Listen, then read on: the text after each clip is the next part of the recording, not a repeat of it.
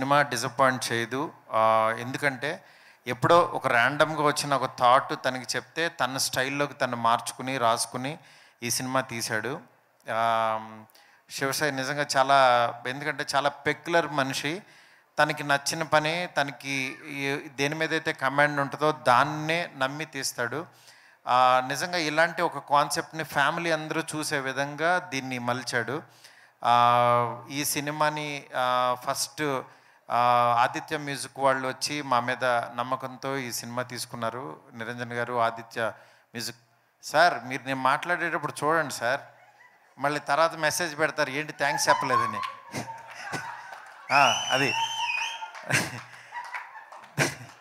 దాని తర్వాత అట్లాగే మన ఈటీవీ నితిన్ గారు ఈ కథ విన్న తర్వాత, ఎందుకంటే శివసాయి గురించి వాళ్ళకి తెలుసు, ఓటీటీలో తను మంచి కమాండ్ ఉన్న డైరెక్టర్ అని. తన స్క్రీన్ మీదకి ఎలా తీసుకొస్తాడు అనుకుంటే నిజంగా చాలా కష్టపడి తీసుకొచ్చాడు. అట్లాగే ఈ సినిమాని ఎక్కడా కాంప్రమైజ్ అవ్వకుండా నిజంగా ఎంత ఇదైనా సరే కష్టపడి తీసిన రవికిరణ్ ఆర్ట్స్ రవి గారు, అట్లాగే కిరణ్ గారు ప్రొడ్యూసర్స్ ఇద్దరూ కూడా చాలా బాగా చేశారు. ఈ సినిమా నేను నిజంగా టైం అంటే జస్ట్ సలహాలు ఇచ్చి ఇట్లా చేయండి అని చెప్పాను, కానీ మొత్తం కష్టపడిందంతా టీమే. దీంట్లో మెయిన్ వన్ మ్యాన్ షో లాగా మా గోవిందరాజు గారు భుజం మీద వేసుకుని అందరిని మోటివేట్ చేసుకుంటూ చాలా కష్టపడి ఈ సినిమా నమ్మి వెళ్ళాడు. గోవిందరాజు గారు ఎక్కడా సార్? మీతో నా జర్నీ ఎప్పటికీ అలా ఉంటుంది సార్. నిజంగా మంచి టీం అండి వీళ్ళందరూ ఇంత కష్టపడినందుకు డెఫినెట్గా చాలా ఈ సినిమా హిట్ అయ్యి మీరందరూ బ్లెస్ చేస్తారని కోరుకుంటున్నాను.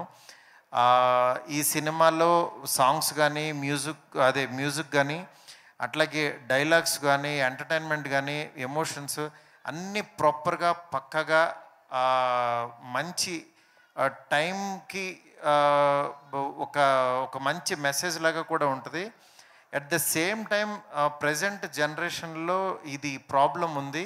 ఈ ప్రాబ్లమ్ని చాలా ఫ్యామిలీ అందరూ చూసే విధంగా తిను నిజంగా బాగా చేశాడు.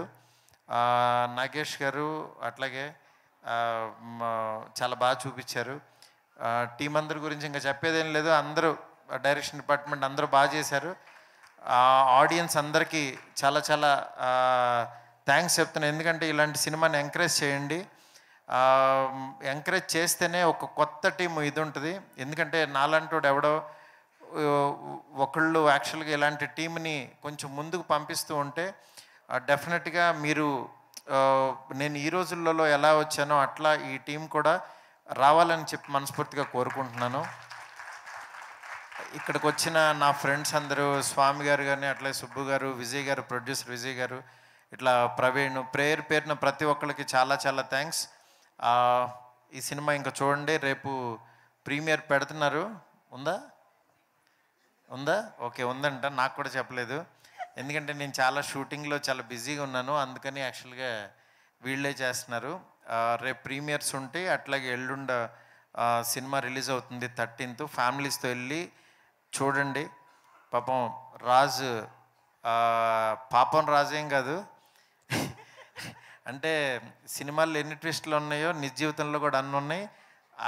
అన్నీ క్యారీ చేయకుండా సినిమాని ప్రొఫెషనల్గా కష్టపడి చేసినందుకు టీం అందరిని ఎంకరేజ్ చేయండి.